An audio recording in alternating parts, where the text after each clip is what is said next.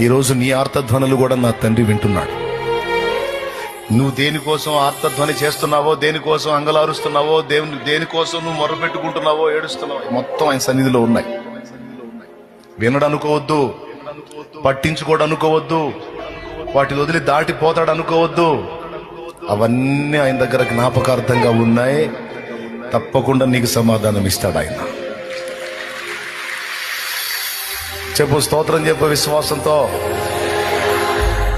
ఖచ్చితంగా జవాబులు ఉంటాయి. మొర్ర పెట్టి విజ్ఞాపన చేసి కన్నీరు కార్చి నువ్వు మర్చిపోతావేమో, ఆయన మర్చిపోడు. అన్ని గుర్తుపెట్టుకుంటాడు. నువ్వు అడిగినయే కాదు, నువ్వు అడగని వాటిని కూడా నీకు సిద్ధపరిచి ఉంచాడు. ఇంకా చెప్పాలంటే నువ్వు అడిగిన దానికంటే, ఊహించిన దానికంటే అత్యధికంగా నీకు ఇవ్వబోతున్నాడు ఆయన.